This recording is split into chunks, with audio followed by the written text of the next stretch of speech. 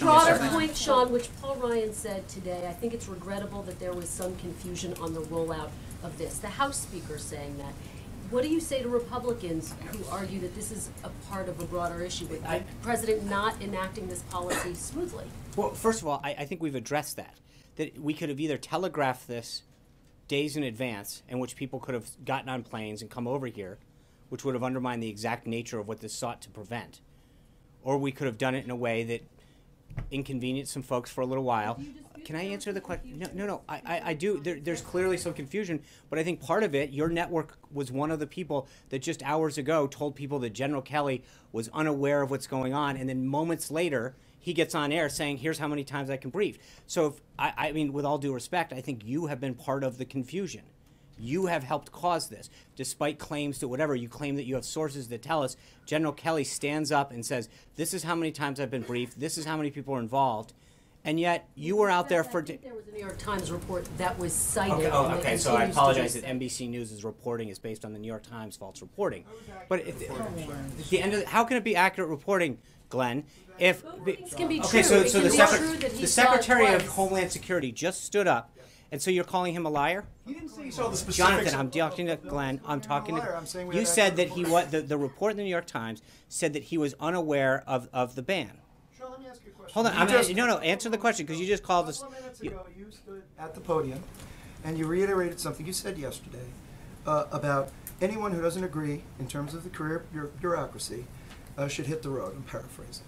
Of course. You had a statement that President Trump made where he accused the acting attorney general of betraying her own department by expressing a counter opinion. Don't you think that kind of language has a chilling effect on the public statements that your officials make? No, I think there's a big difference. Think about the process that worked it here.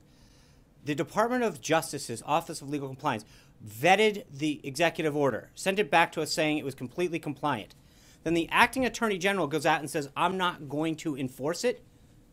You tell me how that jives. Because at the end of the day, if the acting attorney general has an office under her jurisdiction that says that something is legal and compliant, and then she gets out there and says, I'm not going to enforce it, that doesn't sound like an attorney general that is upholding the duty that she swore to uphold. So, can I disagree? At the end of the day, then she should step down. But at the end of the day, the attorney general either had a problem with her own division approving something, but it wasn't the president she had a problem with. The president followed the process, sought feedback, went through the interagency review, had other departments sign off, despite the reporting that said it was otherwise. He got, hold on, guys. Betrayal. David. That's a very hard word. Why don't we just let me answer Glenn so we can be polite now, huh? And what the answer is that we went through the process. The Office of Legal Compliance came back and said this is a compliant executive order, it's fully legal, and it can be executed.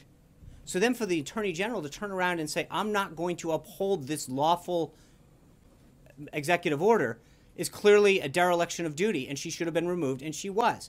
So that I mean, it is odd to me that we're having a discussion about somebody whose job it is to execute lawful orders, who chose not to do it, who chose not to do it, and then we're questioning whether or not we were right to remove her. That's the right thing to do. And if you looked at the folks from the right and the left, constitutional scholars this morning, they said we might not agree with some of the policies or the political or the party of the president, but he was right to do this. He had every right. Why use the word betrayal? Because the department's job is to execute. I mean, they're the Department of Justice, and if you have a legally executed order, and the attorney general says, I'm not going to execute it, that clearly is a betrayal of what she's supposed to. I'm not going to define the word, Glenn. Yeah. Sean, I think the New York Times report said that the secretary did not receive a full briefing until the executive order was being signed. So my question is, can we expect that secretaries, agency heads, when there are future executive orders or changes of policy, may not receive full briefings? Look, the secretary was briefed on multiple occasions with the language of the order. I don't know how you can say this any other way. About a full briefing, which is what the New York Times reported. And I'm telling you that I don't believe the New York Times reporting is accurate. That what I'm telling you is that the secretary on multiple occasions was briefed, his senior officials were briefed. Not just briefed, they were part of the drafting process. It went through, not only that, just back up. So they get consulted and briefed. It goes through the Office of Legal Compliance. Then it gets shipped out to the NSC and the Homeland Security Council. This went through a very, very extensive staffing process. So the idea that you can talk whether or not he got fully briefed, or he was briefed multiple times, saw the language, his staff made edits, it came back multiple times. I'm not sure how much more briefing you can do. You're saying Yes. that was not